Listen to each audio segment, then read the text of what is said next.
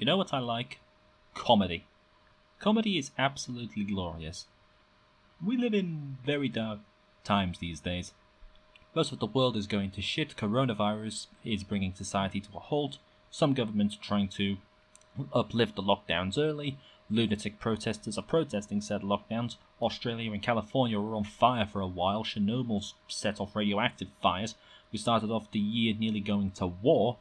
Bernie dropped out of the US elections. Leaked papers from the Labour Party showed us how much the party fucked over Corbyn. And I've already completely forgotten whatever the fuck happened in February. Yeah, this all happened in just 2020. Jesus Christ, this year is going to be rough. Stuff has gotten real bad over the last few years, and it's nice to be able to just sit back and try and forget about it a bit by enjoying some comedy.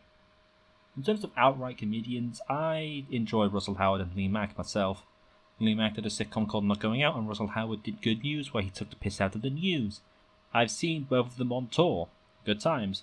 But comedy tends to be pretty subjective, and one of the more popular forms of comedy is satire, but it also seems to be the one that fails the most, at least to my mind. And that's because a lot of people are incredibly stupid. Say what you like about white feminism, where the entire joke is, hey, I am a woman, and these are things a woman is not expected to say in society, but at least no one can misinterpret that. Case in point, Warhammer 40k.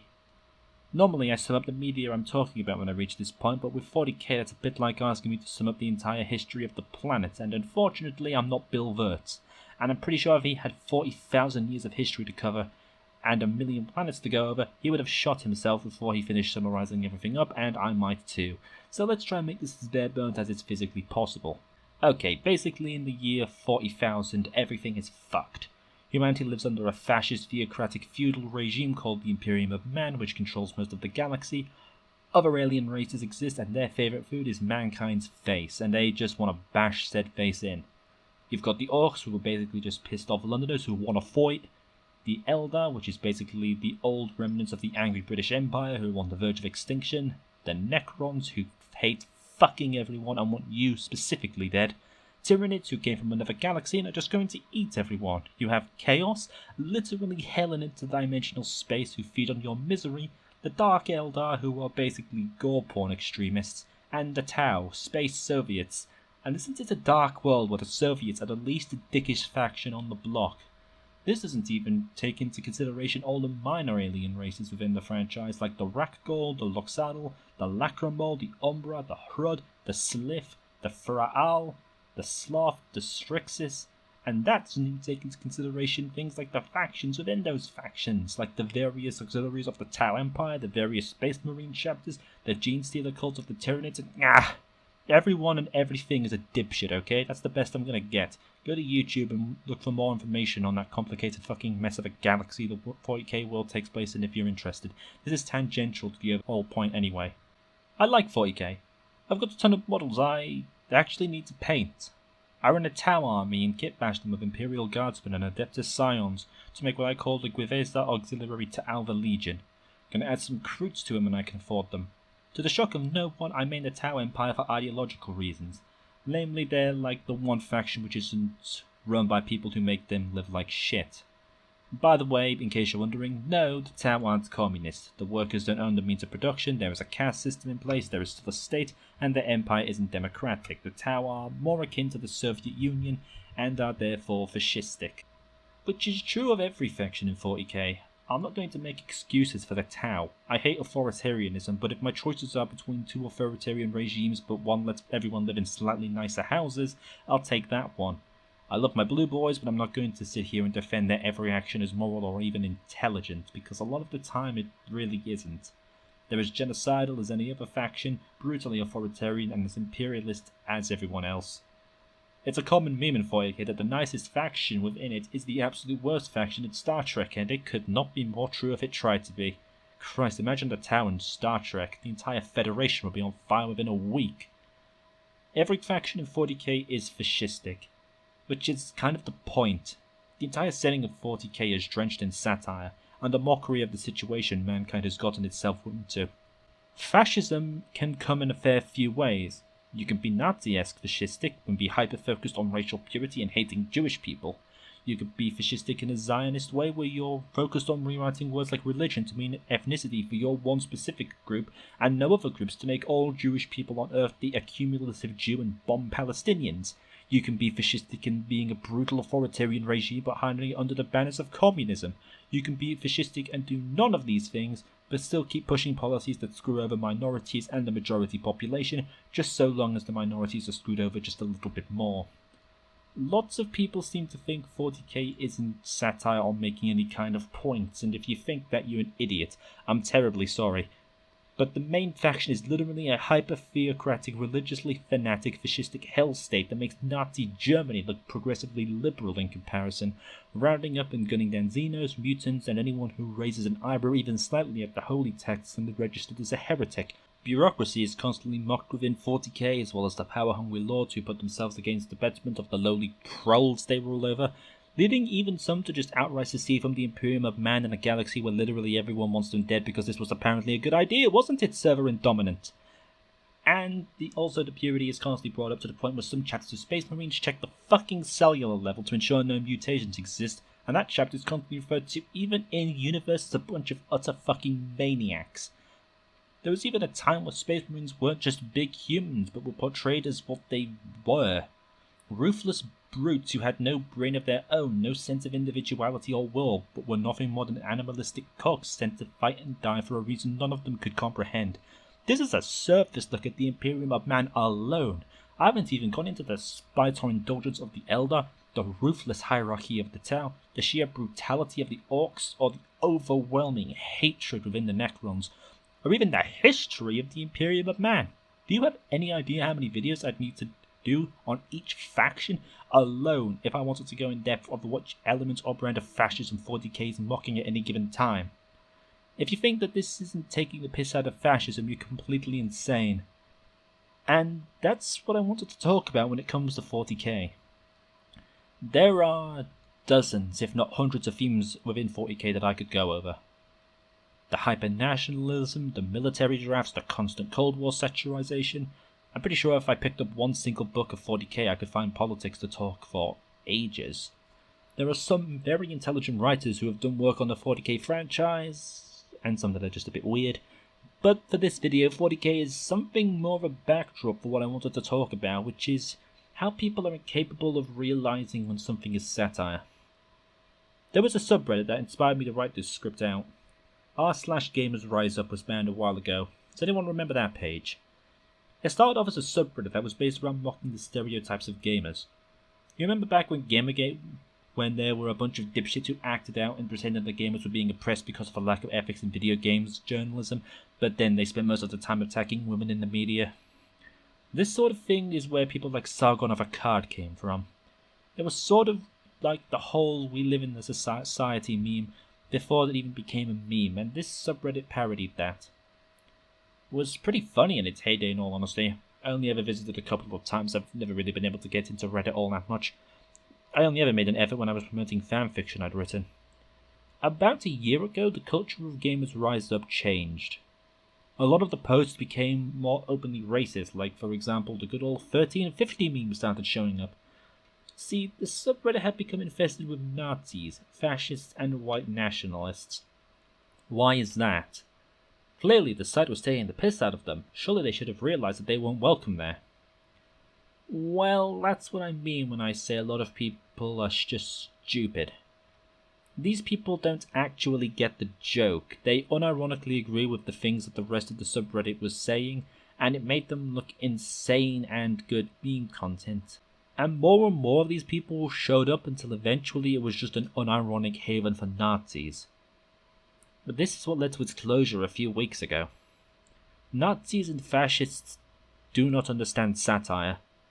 Mostly because they're incredibly stupid. I'm reminded of when Sargon of Akkad made a Star Trek Troopers video. I'm not even joking here, they're just morons. The Nazis were considered idiots back in the days of the Weimar Republic and were mocked viciously until they actually won, and then suddenly the liberals shut up. Shocking that the liberals suddenly shut their mouth and fascism shows up on their doorstep. And this is what happened to 40k as a whole. Like, let's have a look at one of the largest Warhammer YouTubers out there. Arch Warhammer. This dude is just a white nationalist and a fascist. Let's have a look at some of the absolutely stupid statements this moron has made in the past. Quoting, in the alleged terrorist manifesto, he talks about a variety of political topics, but it is his shitposting and regular dropping of memes which stands out the most. Clearly, internet culture has played a role in shaping his beliefs. End quote. Now, the problem with this sentence is that it assumes a lot of things. First and foremost, it takes all of the various memes and shitposting in the manifesto at face value, and thinks that this is what forms the fundamental belief of the shooter, despite the fact that the shooter actually lays out his ideology and his reasoning quite clearly in the manifesto, and even specifically denies that the internet was what radicalized him. He himself states that he was radicalized during his travels in Europe, where he saw what he perceived to be the problem that made him think that his extreme actions were justified and the only solution. Now, I hasten to clarify that this is in no way, shape, or form my opinions. I do not condone his actions in any way, shape, or form whatsoever. But I do not think we can simply dismiss him when he says, no, I was not radicalized on the internet. In fact, I am now going to tell you why and how I was radicalized. And whilst, of course, we should take anything he says with a grain of salt, let me put it like this. If you had the choice to believe whether or not he was radicalized because he traveled through Europe and saw what he perceived to be great, and in many cases, unfortunately, real and existing problems with mass immigration, or that he was radicalized via meme culture on the internet, well, I certainly know which one I think is more plausible. So, ignoring the fact that he seems to imply that the Christchurch shooter was radicalized by seeing black people at a fucking European supermarket, he also contradicts himself here. You'll note that he said that we shouldn't take the shooter at his word, but that he did say that he wasn't radicalized by the internet, and we should take that at its word. It's just a interesting contradiction I noticed here. That awkward moment where you accidentally defend a Nazi who murdered 50 Muslims to own the libs. This is a little bit more of a determined attempt, shall we say. Mike Brooks is, as unfortunately most Black Library authors, pretty damn far left when it comes to his politics. But unlike most Black Library authors, he does not have the good graces to keep his politics out of his writing, which is why I'm making this video now. The book itself, I've actually heard, is fairly okay, and I haven't read it, so I can't really pass judgment on that. I mean, hell, with the sheer quantity of books being released by the Black Library these days, even attempting to keep up with that is not really possible, no. So instead, I figured I'd talk a bit more generally about the use of gender-neutral pronouns in 40k. And I'm going to start off by playing a little bit of a devil's advocate game here, because 40k is vast. There are millions of planets out there, and practically anything is possible, even gender-neutral pronouns. Now, I think that Adeptus Mechanicus would probably actually be the least likely to use them because, well, what do they care about gender? The Adeptus Mechanicus who don't care about gender would apparently not use gender-neutral language. I feel like I could just end this video here and that would just be proof of what I've been saying this entire time, that fascists don't seem to understand satire. But let's continue. You can ask an Adeptus Mechanicus if he was human, and he would unequivocally say yes, absolutely. You could then ask him if he was a man or a woman, depending on his original gender, and he would probably also say unequivocally yes, because that is an aspect of humanity. We have two genders, except for an absolutely tiny, winchy-wanchy, minuscule minority, a 0.0 something of people who are born without the usual signifiers. However, one group in Imperial Society that I could totally see use gender-neutral pronouns would be the very upper echelons of Imperial Society. The super wealthy planetary nobility, essentially. Because these people are trapped in an existence of constant overflowing indulgence, to the point that indulgence itself is not even an indulgence anymore, it is simply just normality. In these realms of imperial society, where they spend astronomical sums on simply just following the latest trend, say for example, 1 month it's all the rage to have your servitors look human. They hire artists for astronomical sums to create real lifelike face masks with the ability to show emotions and micro expressions, etc.